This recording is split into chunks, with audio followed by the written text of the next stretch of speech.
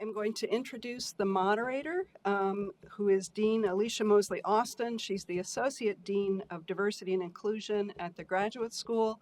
It's been a real pleasure working with Alycia over the past few years, and I am really looking forward to having her moderate this discussion. And I will encourage you to ask questions later in the event. So thank you.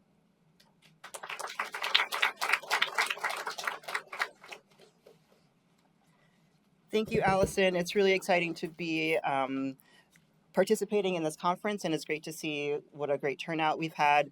So this panel, we're going to hear from some folks about sort of their strategies for success in graduate school and beyond. So learning about career transitions and how to move from one stage to the other and what that looked like, and some tips for success there. And so I'm going to start by having our panelists introduce themselves. So you can just say your name and where you are and what you work on. Hello, my name is Lucas Caretta. I'm an assistant professor in the School of Engineering in the Materials Group. I did my Ph.D. at MIT, then I did a postdoctoral fellow at UC Berkeley, and now I'm back on the East Coast at Brown. My research program primarily focuses on atomically precise synthesis and deposition of quantum materials, so that spans things that can't be understood using classical physics, so we design materials at the atomic scale to understand new phenomena. And hi, everybody. My name is Ayad. I'm a senior scientist in pharmacology. I bounced around a couple companies in Cambridge for the most part, but right now I'm at Pioneering Medicine. We're a business unit within Flagship Pioneering. I'm not sure if any of you have heard of it before, but my day-to-day usually involves designing studies to assess things that we hope to become medicines one day. Prior to that, I was a postdoc at University of Colorado Anschutz Medical Campus, working on lung diseases, and prior to that, I was a graduate student in the MPPB department. Hi, everyone. I'm Sofia Lizarraga. I'm an assistant professor here at Brown. I moved my lab from South Carolina, where I started my lab as an assistant professor. I did my PhD at Johns Hopkins and my postdoc at Harvard, and then I did additional training, so I did also have a non-linear trajectory. I did my additional training here also at Brown in the lab of Eric Morrow, and my lab focuses on chromatin regulatory mechanisms in human brain development using primarily human stem cells. Thank you. So I'll start by asking if each of you could talk about how you decided on your current career path, sort of broadly, how do you decide to enter science, and then if you're thinking about your decision between pursuing an academic versus a non-academic career path, what were the contributing factors in that decision? I guess I'll start. So I guess the tidbit I'll tell you is I didn't decide to go on this academic track until fourth year of my PhD, which is pretty late in the game for most people, but it's not impossible. I ended up here.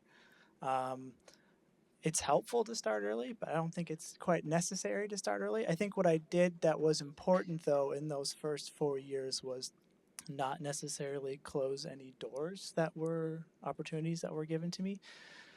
So I worked on industry-led projects. I worked on very fundamental research. I tried to publish like crazy so that I could keep the academic route open, right? But I didn't decide until the very end.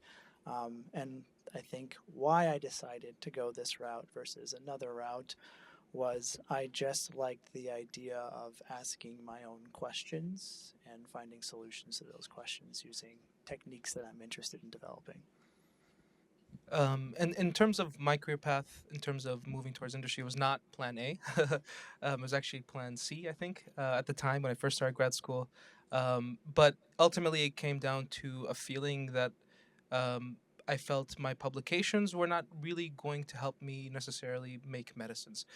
One could argue that at some point they could become medicines. That was why I got into grad school and I did all the things I did. But ultimately, it came about saying, do I want to make medicines, yes or no? And that seems like a very black and white answer, but it took me a while to get there. So that's just a quick snippet of how I got here. So I think to me was when I was doing research as an undergrad, and I was kind of hooked on research. It sounds kind of silly. I just was so excited about it, and I said, so, okay, what do I do if this is what I want to do for my life? And so the models that I had were the people that I work in the lab. I said, okay, so I guess I have to get a PhD because then I can have my own lab. Um, but then there were points during my trajectory where I had at least two times, one in grad school and one as during my postdoc at Harvard, when I actually was trying to decide whether I should stay in academia or go into industry. Um, but I always knew that that was my passion, that this is what I really wanted to do. And I did at some point actually even apply to jobs in industry and got pretty close to getting hired. But that didn't work out. And then when I actually moved to Brown to do additional training and things were working out, and then I totally, completely switched to a different model system, which was the stem cells, which I knew nothing about. And then when I started to see phenotypes in the human neurons, I said, okay, now I can get a job. So here I am. Okay. Yeah, so each of you mentioned that there were different career paths on the table, and as you were in graduate school, you sort of narrowed them down later on, but that wasn't, you didn't have a sort of an identified, this is what my outcome is going to be at the start. So I was wondering if you could talk about, as you were sort of pursuing these different options, what strategies did you use to advance your professional development so that you could be more flexible in what your career path was, and did you use sort of established tools like individual development plans or IDPs, or was it more ad hoc? So what was your approach to gaining professional development skills? Go ahead. You can go ahead. All right. I would say definitely not an IDP. That wasn't kind of a thing when I was a grad student at MIT. It was very ad hoc. I think, what strategies? So you definitely have to, well, I definitely had to talk to a lot of people in all of these different areas. My advisor didn't help, so don't necessarily count on your advisor helping. So I had to basically be resourceful with what the university had to offer, and also trying to expand my network via alumni of the group or people in other groups to figure out what do I actually want to do when I'm out of here. So very ad hoc. I would suggest not doing it as ad hoc as I did, but it ended up working out. So actually, it's pretty similar. And I'm glad I'm not the only one that did not have an IDP in the time when I was doing grad school because I felt like a dinosaur. But it was really, and I didn't realize it then, but when I'm looking back at it now, I think it was really building up a network of people that are going to be your mentors, your peer mentors, your colleagues in the future. Yeah, definitely try as much as possible, never to burn your bridges, because you never know. And just being able to have that connection of people that are rooting for you or supporting you, and you're doing the same for them at all the stages. I think that's really what has helped me, um, you know, um, kind of form my path, right? On top of what the other two said right now, I think one thing when you asked the question was, try to write as much as you can, right? And so the process of doing the IDP, I know it sucks. They started rolling it out when I first started, but there's a reason behind it, and I think the purpose there is to kind of streamline your thoughts, because when you're relatively young or relatively inexperienced, you really are trying to get like, what am I actually trying to do, right? And that's a really hard question. And so what I always encourage people, I often hear people like, oh, I want to go to industry because I don't want to write grants, or I don't want to do this. But like, I still benefited from the writing process itself, and also presentations as well, because it just streamlines your scientific thought process in a way that allows you to kind of, be a better scientist. So there's this common misconception that you don't write, you don't present. It's just different in industry. But, honing those skills over time, I think, is important. I'll add one quick thing. To this day, I still at the end of every month, I write down everything I accomplished that month and the goals that I hit and the goals for the next month. And you can do that now, even if you don't do a formal IDP. And then what I always do is there connections between the goals that I've been hitting? Am I actually striving for something? Is there like a pathway here to success? And if not, I shift and refocus, basically. So that's something you can do even if you don't want to fully commit to an IDP. That's great. So you mentioned that, the writing and that kind of thing is a valuable skill to develop regardless of what your career path is going to be. So I was wondering if each of you could talk about what were the aspects of your graduate education that most prepared you for your current role. I think failure, like that is the number one thing that you kind of hone in grad school, is learning how to fail fast, so you can get up faster again. I know that's kind of counterintuitive, but I failed a lot early on. I was like, oh my god, what am I doing? So when I think back at it, don't feel discouraged by the fails. Just continue the process of just trying to become a better scientist. I think that's what comes to mind. Totally agree with him. And I think it also that builds into building resilience and being relentless in what you're pursuing in your goals. I mean, there are always going to be times.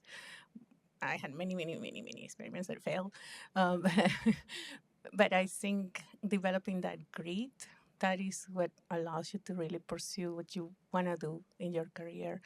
I think definitely building up the writing muscle is essential if you want to pursue an academic career, because really, you know, what you end up doing is writing a lot of grants and writing a lot of papers, and also teaching other people to write. And because the two labs where I trained first were both HHMI funded, the pressure was on getting the papers, but not so much on me writing grants. And in looking back, I'm thinking that was short-sighted of me, but I didn't know any better, right? If I would have known that I really needed to learn how to write grants early on, I would have become much better early on. So, Yeah, if you're interested in going the academic career path, one thing to keep in mind is they take you from either you're a PhD student who just graduated or you just finished a postdoc. You're at like your peak technical skill, highest productivity ever in the lab, and they take you out of that and put you in an office, right? You're like, I'm a second year faculty member and I'm in the lab a day a month basically already. So it's hardly ever I actually go down to the lab. And I spend 80% of my time writing, right? So the more you can write, and I basically lead the team now, right? As a PhD student, you don't necessarily lead a team. And so working with people closely, leading people, writing a lot, I think are key things that would benefit you if you're going for the academic path. Yeah, so thinking sort of on the flip side, can you address things that what were you the least prepared for in making that transition to your current role? And then also thinking about what could your graduate program had done differently to better prepare you for that role, given what you've seen from the other side? Writing, for sure. I wish I would have done more writing. Grant writing is a lot different than paper writing. So if I encourage you to at least read some of your PI's grant proposals if you can, even if not participate in writing them. I wish, let's see, I'll go back to the failure thing that was mentioned. So most of your life you get partial credit for stuff, right? You take an exam, you'll get partial credit. You turn in a homework assignment, you get partial credit. You work on a grant for 3 months and you don't get it, you get $0, right? So I wish I would have been more prepared for coping with that, the mental side of it, because hit rates in condensed matter at NSF, for example, are about 10%. So every 10 grants you write, you get one. So you have to get used to that kind of shock, rebound, fix it, submit it again elsewhere. So learning to cope with that, learning to write efficient proposals, I think is important. I think to me, the most unprepared thing I was for was learning how to tailor my mentoring style to different personalities. That's something. If you look at my office, I have a lot of science books, but I also have a lot of management books and different mentoring books, because you're not really prepared for that, right? You're learning you can do the science, but it's totally different when you have people with completely personalities, and some people just need a little bit of guidance and they run with it, and some people need a little bit more hand holding, or more one-to-one. That I think was the a challenge that I don't think I was really prepared for when I started. In industry, it's slightly different in the sense that oftentimes you're collaborating with a lot of people, and so one skill to kind of cultivate through grad school is working with difficult personalities. Is something that is highly advantageous, right? But also being able to learning how to say no, right, to certain ideas, and your PI isn't going to always be 100% right, but you need to entertain him or her to a certain point until you're able to show that maybe it's not the right path, right? And so it's not necessarily saying no immediately, but saying no conditionally, driven by data, right? Because I don't think any PI, if you show them negative data, they're gonna be like, yeah, you're right, right? Like, this is a bad idea. But I think learning how to say no, learning how to kind of tune out the noise and say, is this actually like tractable or is it not, is a skill that we need to do a lot in industry, because there's just so many hits that come out and you're like, this is not making sense. And sometimes you will lose and sometimes you will win that argument. And it's not necessarily about winning all the time, it's about winning what is best for the patient, right? Like, you don't want to advance molecules forward that are not going to be effective. Yeah, I wanted to follow up on that to see if either of you or any on the panel can talk about moments where you've had to advocate for yourself or others and how you approach that self-advocacy, whether it's with an advisor or another mentor or someone who was at a different level in the power structure of your ecosystem. So I recall, like, during my PhD days, like, there was an angle to the program that, or the project I was working on, that that was highly encouraged to go down. And so it took me a while essentially to figure out what are the right experiments to show that A, it's not the right path, and B, that there is an alternative path, right? Because your job as a scientist is really to synthesize solutions. A lot of times in your early years in grad school, you're just like, oh, this is not working, this is not working, this is not working. But you're really not necessarily coming up with solutions to why it's not, or alternative solutions. And I would argue that maybe, like, for my postdoc days, when you would write grants, there was always an alternative approach section, right? What are you going to do when or if you fail, right? And so it comes back to that process of just having multiple lines of thought going as often as you can, and using that data to advocate in a very polite, reasonable way, right? Nothing ever has to be an argument, really, if your advisor is reasonable too, I guess. I would say one thing in academia specific that's important is you have to advocate for yourself for awards very often. So people aren't just going to write you letters out of the blue without you asking them for awards, right? Society awards or anything else. So I had to learn to ask my very senior peers and collaborators very straight up, can you write me a nomination letter for this thing? And most people are happy to do so, but that was, I think, one barrier that took me a while to get over, was having the courage to do that, knowing your worth in that sense, right? And asking for support for things like awards and other nominations that are important for tenure and your career. Yeah. So I agree with what the other two panelists said. I think it is essential to advocate for yourself because no one else is going to do it. And only you need what you really, only you know what you really need, right? So, like, when writing grants, you ask for what you need. When you're negotiating for a job, you ask for what you need.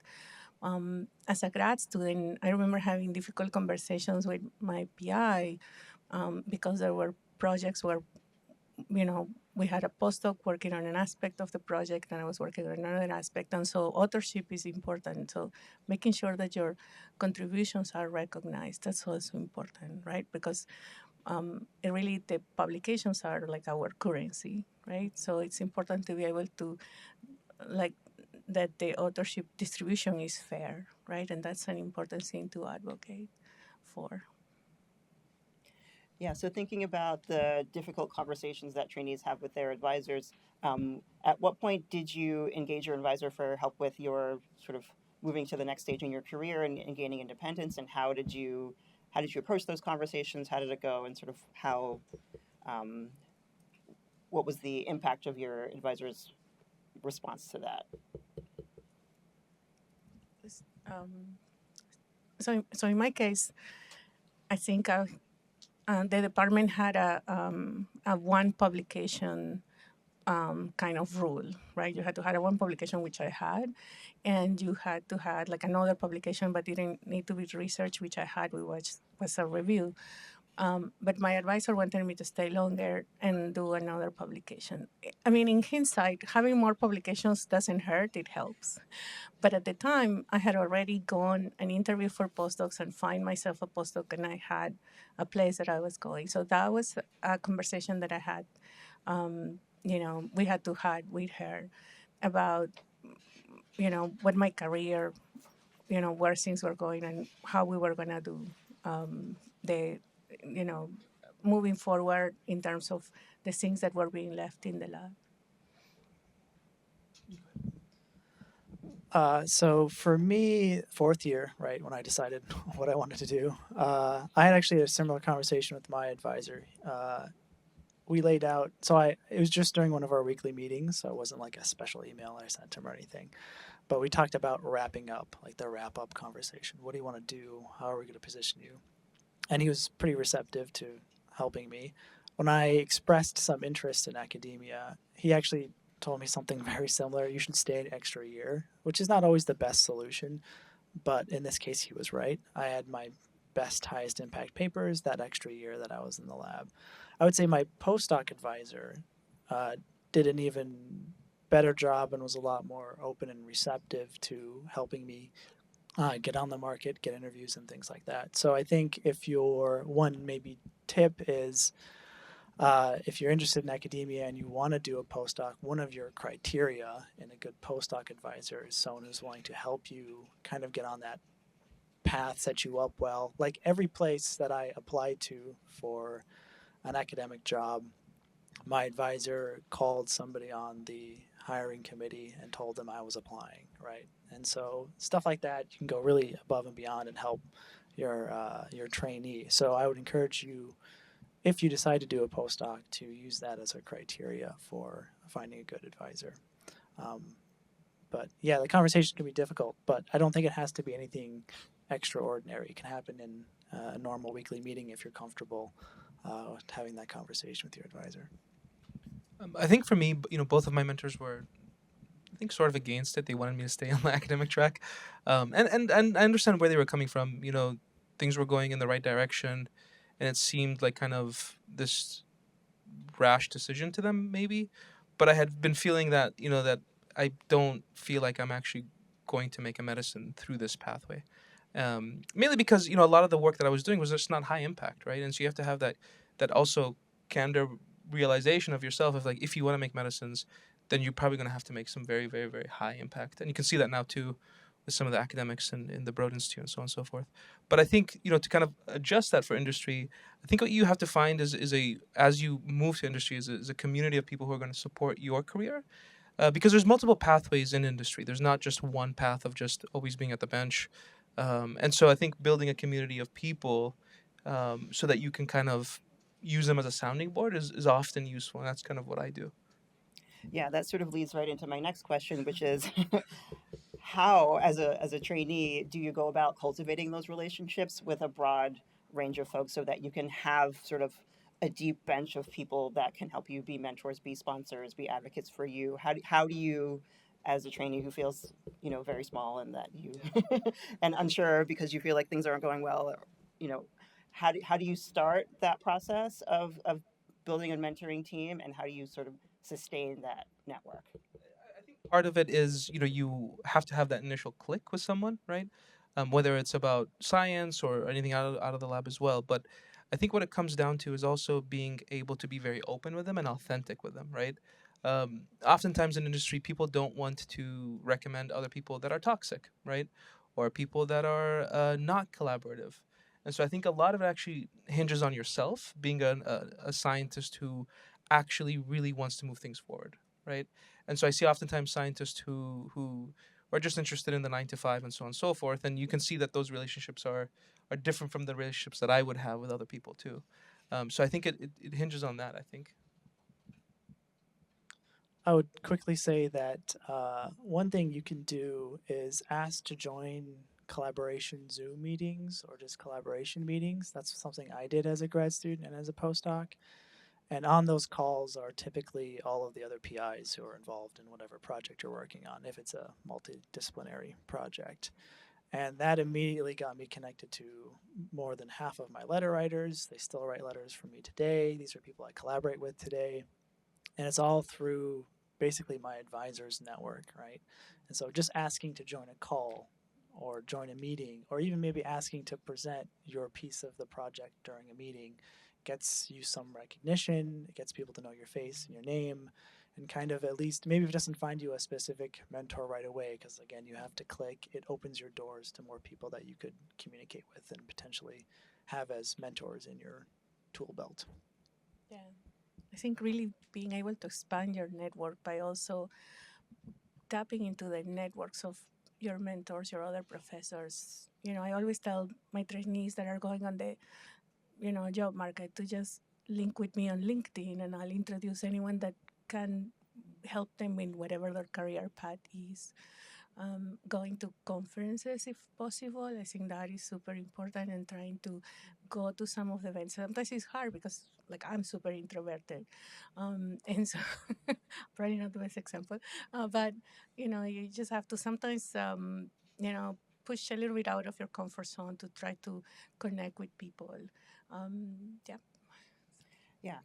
Can you talk more about sort of what you've learned from mentors that you have that you want to carry forward as you're mentoring either your trainees or other folks coming behind you in the field? It either could be something that you've seen mentors do well, or something that you've seen mentors do poorly and you want to sort of correct that.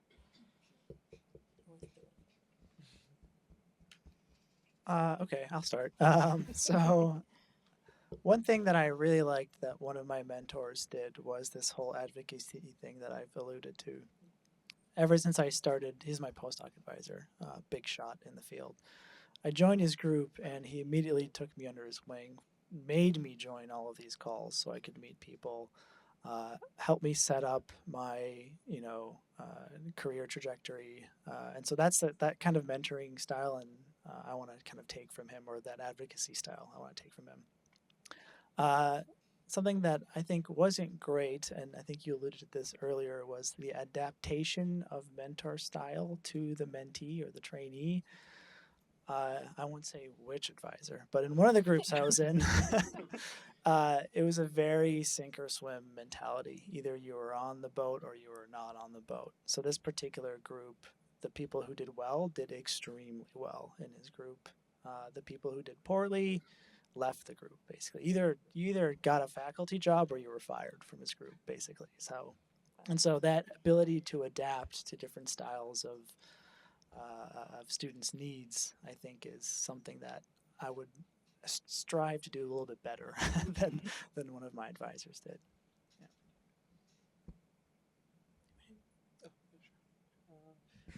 I think one thing that some of my mentors have always allowed me to do is gracefully fail. It goes back to that failure thing again.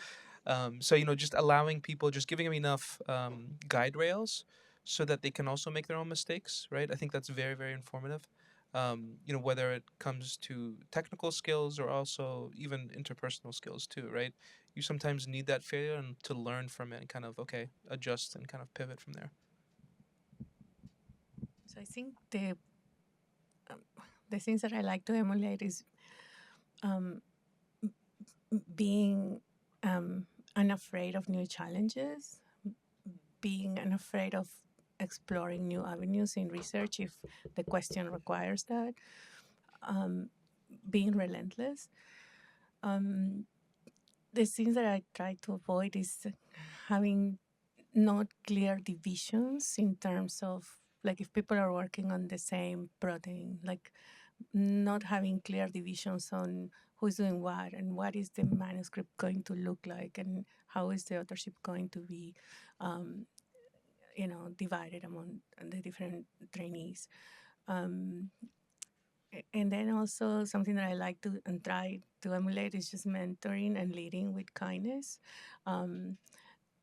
Because we're all humans, we all make mistakes. But I think that to me is really important. And also being aware that people, you might come with a different sets of skills, but that doesn't mean that you cannot grow into something completely different and completely, you know, super awesome and exciting in terms of the type of research that you're going to do or the person that you're going to become. So kind of learning to give people the space to grow and to learn. I think that has been important in some of my mentorship experience and also what I've learned in terms of what I don't want to do to people. Mhm.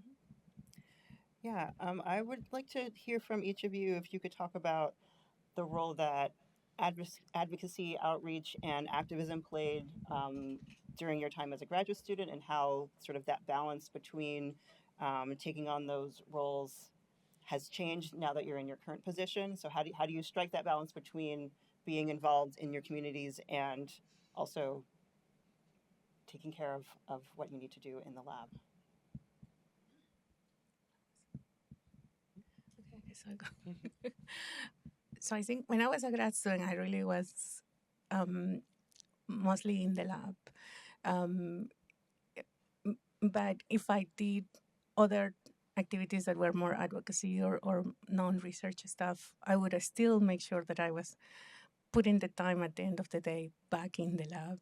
So um, I think now I'm just trying to learn to be better at prioritizing what is really important for me for the lab and for the what we're doing, and also being able to um, be better at time management, which is always a struggle. um, so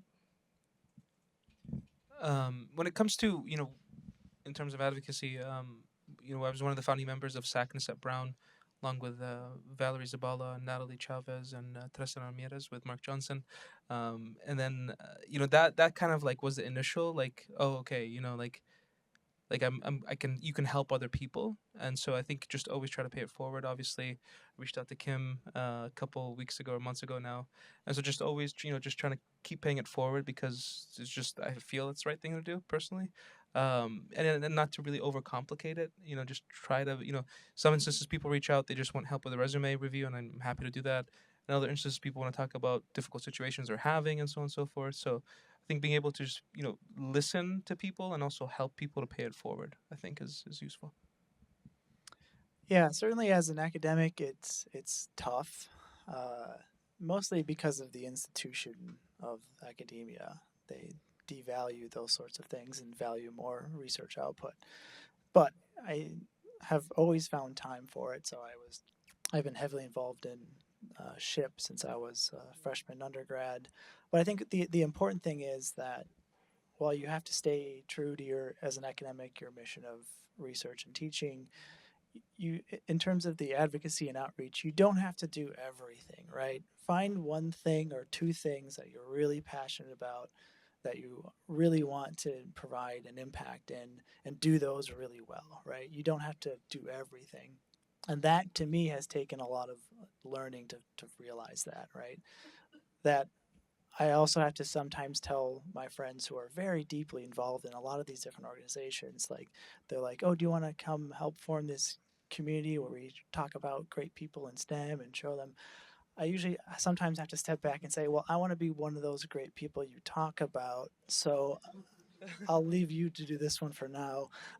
So I think finding one or two things that you're really passionate about is the best course of action if you're an academic. And then once you get tenure, maybe you can branch out a bit.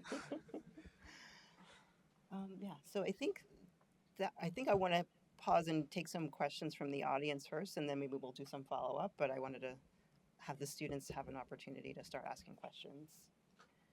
If we can do that now.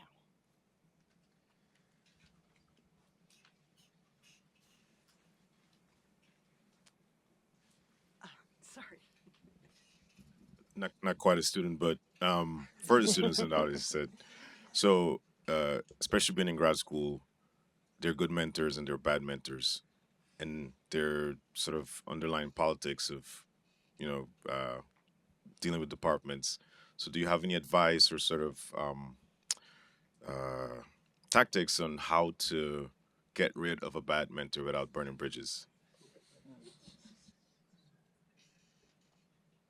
I mean, my advice is usually just stay away from them, right? And then also, learn how to read people. I think is a really good skill. I mean, if you're an undergrad here, try to cultivate that. Try to find people who can teach you that way of being able to read people that are, and usually the common denominator with that is that it's just they're self-interested in their own objectives, right? And so being able to identify people like that, I think early on is important too. I might be wrong.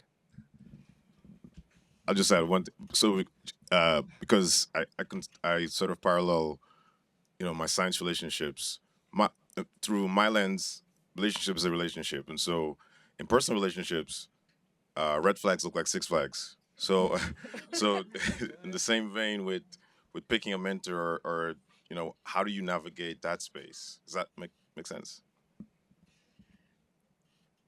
So to your first question, I was thinking you can also lean on your committee members, right?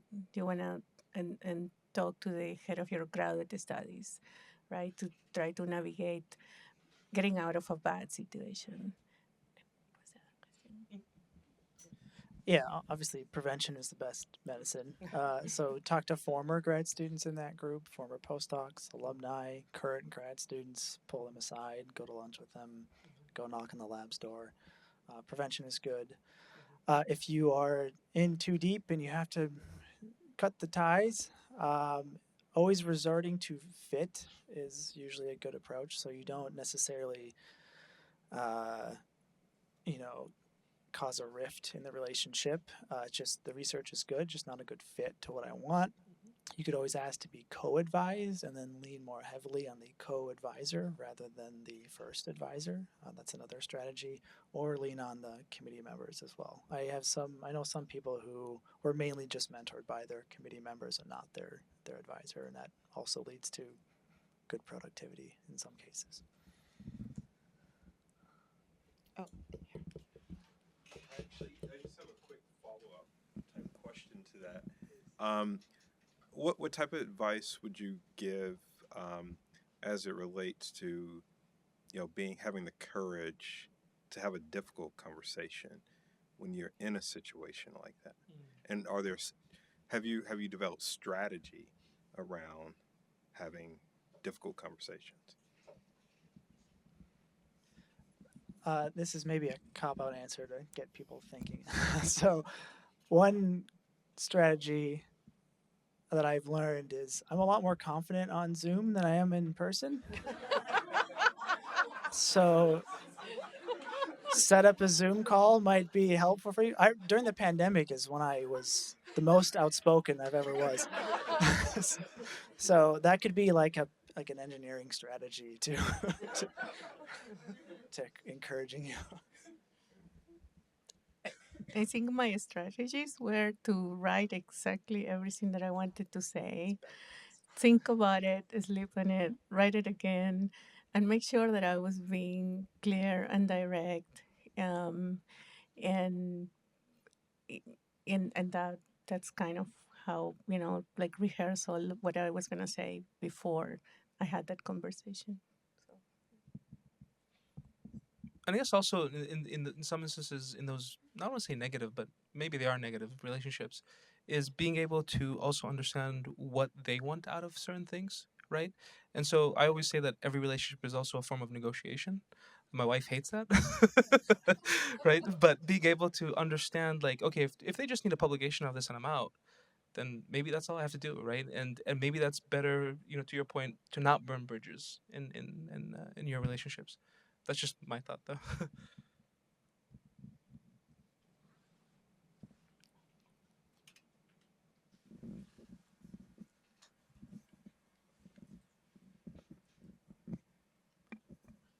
So I had a question for especially those of you who are like more junior investigators, like starting up your labs and collaborations, whether it's at Brown or externally with other scholars in your field. But what has been your approach in terms of, I think this ties into advocacy and promoting yourself and getting like sponsors, like more senior in your field. I feel like one of the Ph.D. to postdoc growing moments was when I realized how many senior people in my field who you kind of sometimes put on a semi pedestal are actually quite complicated. Um, And I feel like that is very much true, where it's very hard to have individuals be only toxic or like a savior. Because I think in some contexts, if you ask their lab members, it's a different story versus their peers. What has been your approach to like when you're getting collaborators? How do you vet them? Like, what do you do if you find out that like maybe on an interpersonal level you two are great, but the way that they engage with their own trainees or other people is problematic? And also in your field, I feel like this often comes up because I've had mentors tell me like, "Oh, go meet this person at this conference," but like they're unanimously known, and it's like very clear reputation they're not a good person. How do you navigate those types of interactions? I would say so, especially as a like a more junior PI, it's important to be very selective over who you collaborate with and to what extent you collaborate with them. So you have to be a little selfish. I'll get to your other question in a second, but to pick collaborators, I only collaborate with people if it benefits me, to be honest, right? So I pick my collaborators such that there's a specific thing that I want them to focus on to help accomplish my goal of solving this problem and writing my paper, basically, right? So there's a strategy, and you kind of have to do that early on just for tenure reasons. So you have to be very careful about who you pick.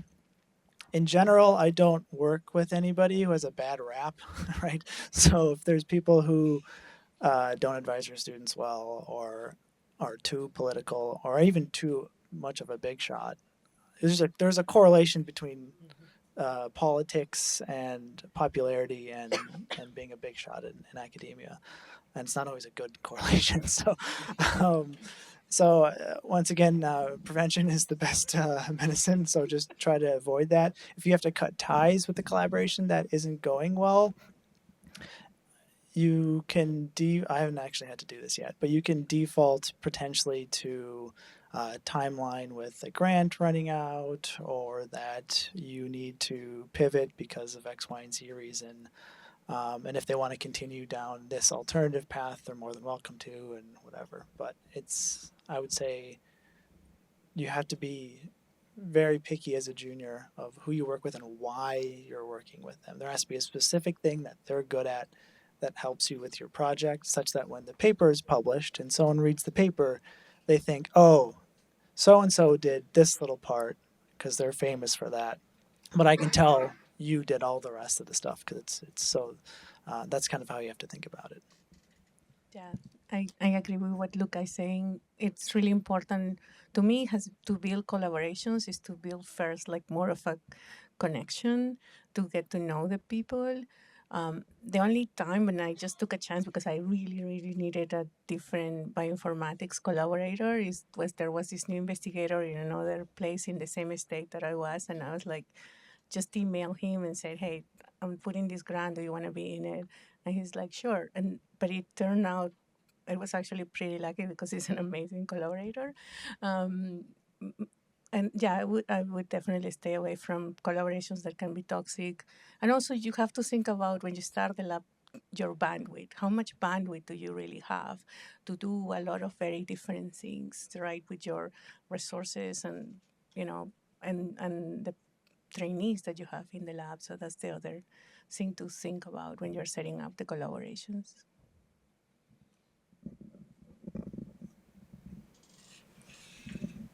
Hi. Thank you all for coming in to give this panel. I was wondering, so I feel often that the best researchers are those who develop a very specific niche. When you're really early in your career, you often don't know what your niche is yet. And so my question is, how do you go about finding like your research interest? Do you prioritize like the mentor or the project? And I know Dr. Lizarraga, you mentioned you switched model organisms. How do you go about like big pivots in your like research? So yeah. Um, so I think one thing is you want to read a lot. You want to find what you're interested in. What are the things that when you read about it, you cannot get enough of it, right? What is like what makes you wake up in the morning and want to go to work on that question that is like burning inside of you, right? Um, in terms of switching, like different people have different trajectories, right? My PhD advisor started as a grad student working on a centrosomal protein and started her lab on the centrosome, and that was her career. And only later on did she switch to other things like symbiosis. In my case, I have switched many things many times. It's like I have done a lot of metamorphoses, and in part has been out of being interest, but also like scientific interest, but also out of being practical, right? When I started my lab in South Carolina, I wasn't getting funded for an endosomal project that I had because I thought that it was too similar to my previous postdoctoral mentor. So then I decided, okay, what are the things that we still don't know about autism? And that's when I decided to switch to study chromatin. And it was bold. It was bold and it was risky, but it worked out. When choosing a group, I, within reason, always prioritize people over what the research is about, particularly for within reason, right? So I liked electronic and magnetic materials, but within that, I prioritized people. Like, I don't work on anything that I did in my PhD anymore, so it doesn't really matter what the topic was, but I learned a lot of skill sets. I learned how to work with people. I learned other things, right? I worked on a really cool team. So I always prioritize people in that sense. Reading is super important. So I said I spend 80% of my time writing. I spend another 80% of my time reading. So another thing, I go to every seminar in my department. I don't care what the title or who's speaking, but that helps you expose yourself to different topics that you may not know about, that you might find interesting, or to give you new ideas and new ways of thinking about your current research. So be curious is kind of the underlying message there. Go to seminars outside your department. Have lunch meetings with other grad students in other groups in other departments, right? There's ways you can learn about other types of research to see what you like and see what you don't like. And you can always pivot. My postdoc was not super related to what my PhD was on, and that was totally fine. You're trained to learn quickly as a PhD student. So once you get your PhD, you can pivot in different ways.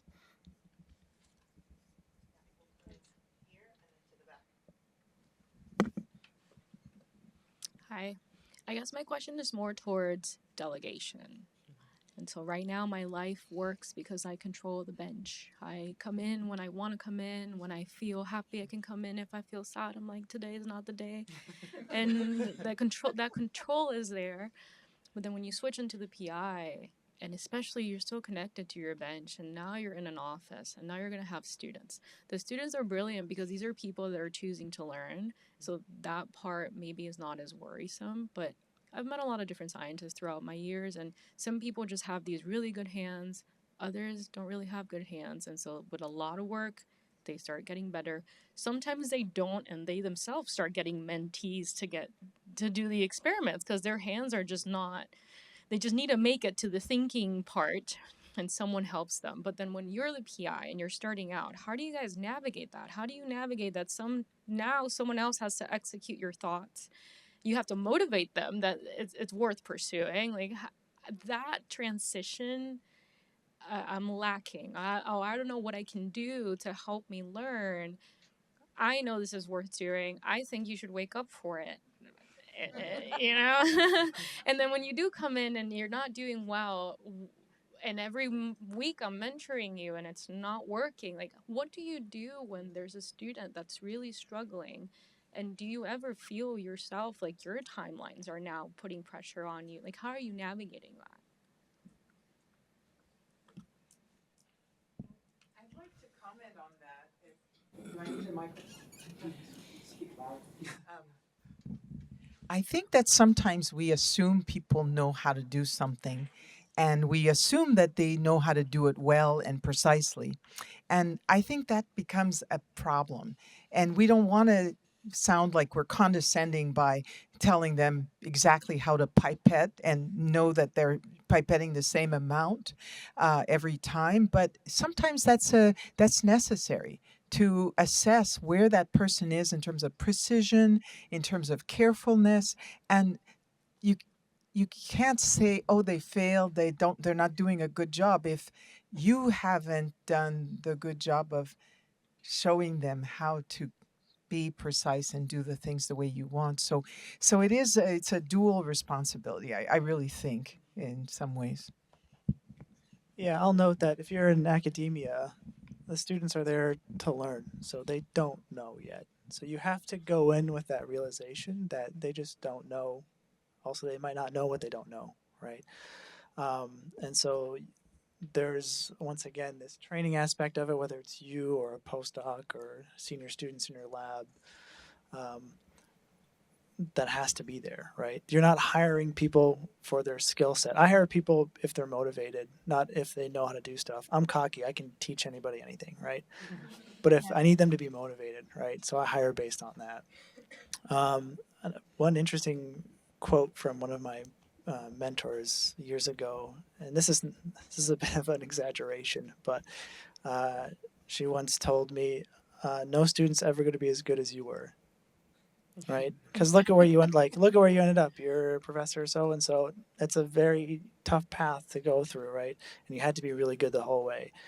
Really, it is. But the message is that there's not going to be as many people in your group who were as good as you were. So you just have to come to that realization and also be prepared to train people to be as good as you were, because they won't necessarily be that good on their own. And I think all that I would like to add with everything that was said is it's important to focus on what are their strengths and find early on what are the strengths of everybody and kind of harness that, and give them the space to learn. Because it is training and you are only going to learn by making mistakes, right? So Yeah, there's two trains of thought also. Like, you focus on your strengths or you improve your weaknesses. I'm a big proponent of focus on your strengths, especially in these very narrow fields that we're in, right? So I always put students on projects that they seem to be good at, right? I don't force them to do something that they're necessarily bad at unless they need it, right? Can I just maybe add a quick comment to the, one of the things that like I had to learn, and because like mentoring, training, starting a lab is a big challenge, right? So the lesson that I had to learn, that my job was to actually help people be good at the things that they wanted to be good at, right? And be okay that they're not going to be like me, because why would they? Like, this was my path, right? So anyway, so I just kind of wanted to add to that because I think it's a different variation on that comment. And on my way there, I'm going to flip this around and say, what's the feedback from mentees that's most helpful to you to be an effective mentor for them?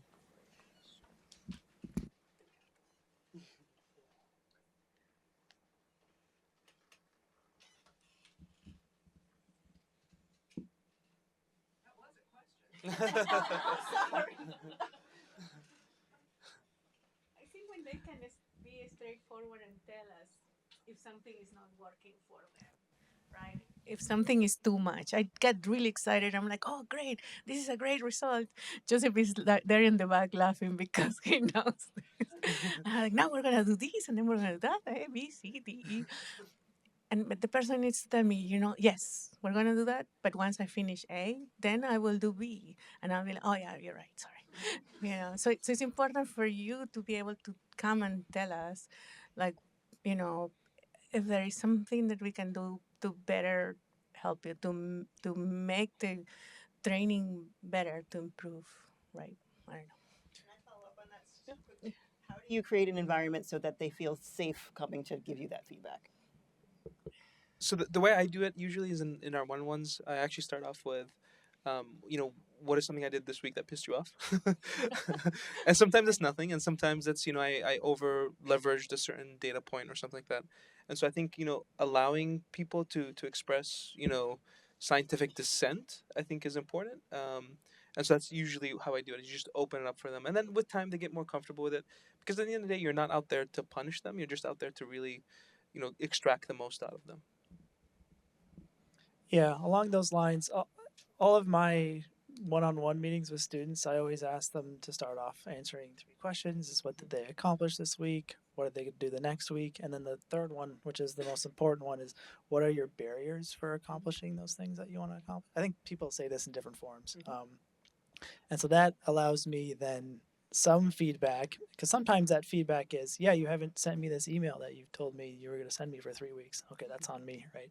Or like, we're out of this gas in the lab, that's what's preventing me from doing it. Okay, so that's also on me, right? So it's usually on me, right? So that's like a direct way that they can, I'm asking them directly what they need, and most of the time it's problems of stuff that I'm doing, but that's one way that I think is good. You could go into your meeting with your advisor saying, these are what I accomplished, these are the things I'm going to do this week, and these are my barriers for doing that. How can you help me get through those barriers? So you can reverse the card on them if you want. I think good feedback, like I always, when I meet with my students, the more they say back at me, the better. So if we're going through something, I was like, I think we should do this experiment, and they're like, yeah, sure, we'll do that. I like it when they ask me why, or they push me a little bit. I think that establishes some trust with me, at least. And that's also a way for them to give me feedback without directly giving me feedback and making it awkward, right? So that's what I have.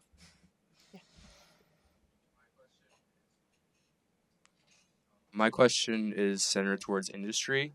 When you made the switch to industry, what did equity and inclusion look like in comparison to academia? And along with that, how did you reconcile with walking away from mentoring young students and undergraduates and so forth? And so what I'm about to say is not meant to be inflammatory, but I don't think industry really puts a lot of value in equity and inclusion, to be quite honest, right?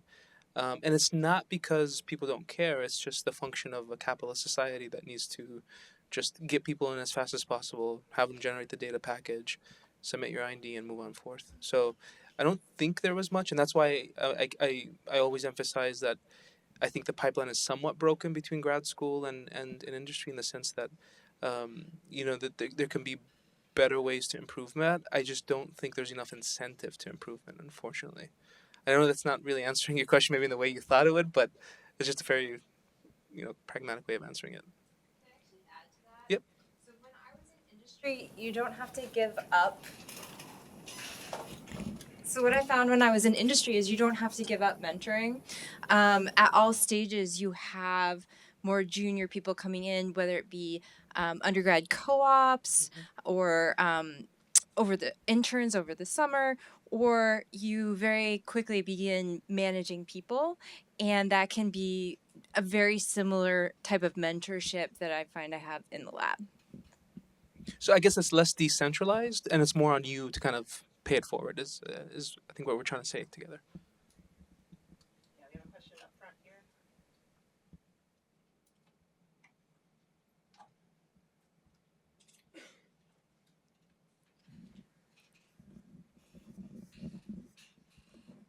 Okay. Hi.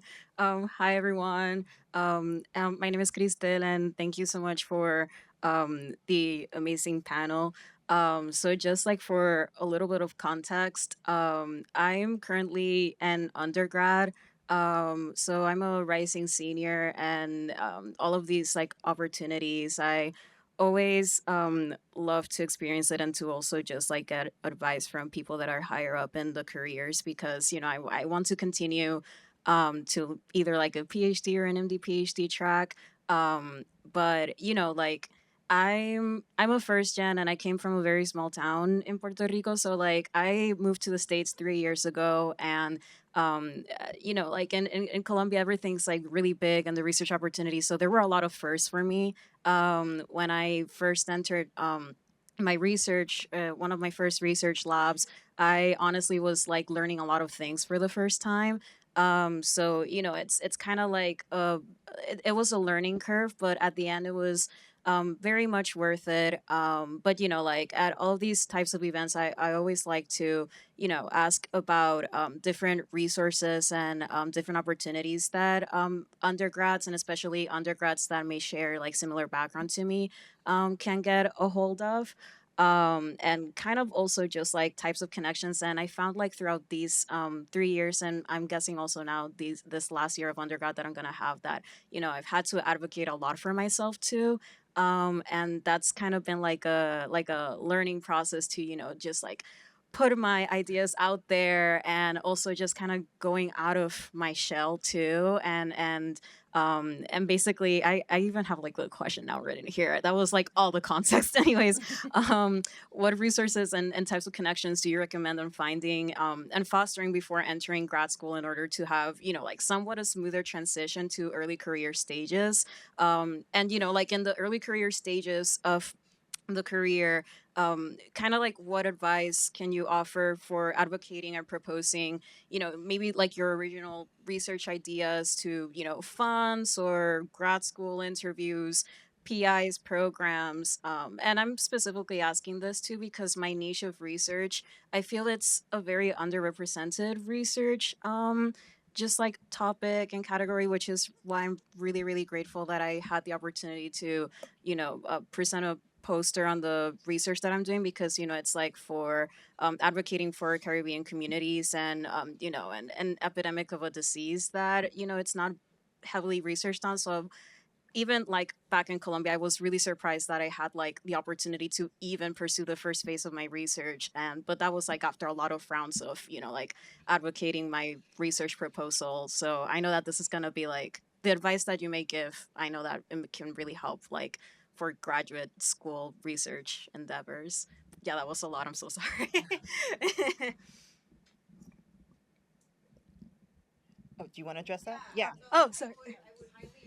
So being from Puerto Rico, to if you're not already part of Ciencia Puerto Rico, to Ciencia Puerto Rico is like an online network of Puerto Rican scientists and other people who are not Puerto Rican as well. And so you can become a member. You can search for members wherever you at your institution, at your city. And I many times when I moved to for my postdoc in North Carolina, I just like cold email people like, "Hey, I just moved here. I see that you're from Puerto Rico. I see that you're doing this," and just try to like you're in New York, so like try to take advantage of the fact that you can build a local network for that. There's Científico Latino, which if you're not aware, like they provide a lot of resources for undergraduates that are applying for, or like if you're applying for grad school or med school, as well as there's different institutions will have different programs for undergraduates in research, and they may have a lot of resources, and as well as affinity groups such as SAGNAS chapter, and just yeah, I think you have to be kind of very like resourceful and like looking for opportunities like that. But those are some that kind of I can think of right now that you could take advantage of because of where you are. I think we have time for maybe how many? Allison, how are we doing? One more. We could do. I guess I was just gonna comment and so add the more resources to your list. But Abercams is also a great venue that I think you should take advantage of because it's sort of geared towards underrepresented minorities that are trying to make their way through science. Along with SACNAS, I believe Colombia probably has a couple affinity groups and probably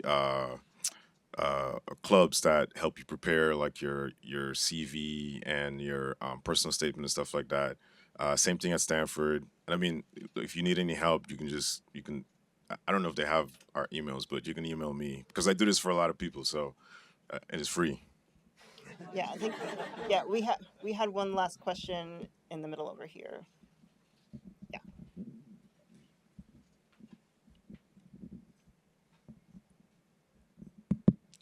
Yeah. First of all, thank you so much for all the input. It has been amazing. I was just wondering, I think that both for industry, but for the lab, right? When you're starting your lab and also building it and keeping it going, kind of building a culture. I think that the community that you bring in, so the people that you hire, is one of the most defining and important parts, right? So, how do you actually recruit? How do you choose what characteristics are you guys kind of looking for? Because I have some of my opinions, but I'm always very curious to see how people actually tackle that because it's so important, I guess. Thank you.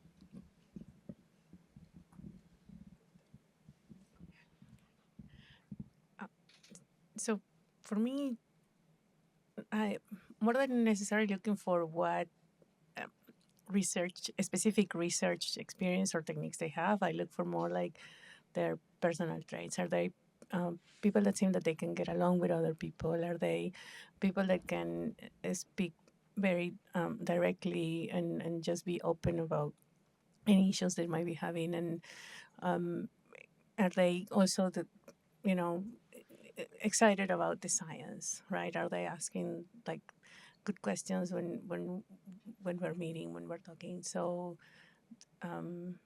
and do they seem like they would be like kind to other people in the lab, right? Yeah, I mentioned this earlier, but I don't necessarily hire based on prior skill set. I hire based on motivation and personality.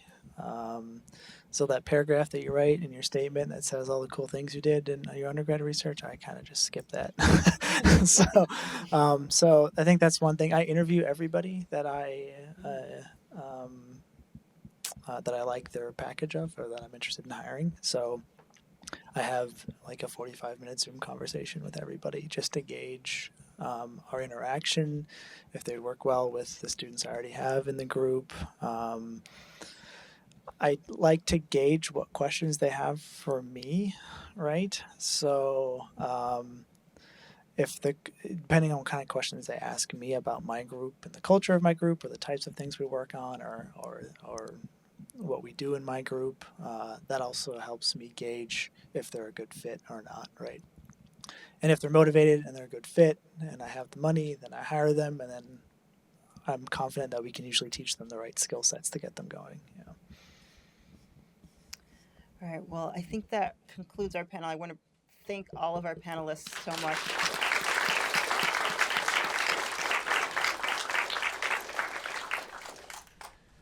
I want to thank all of our panelists, and because I was working, I made a mistake.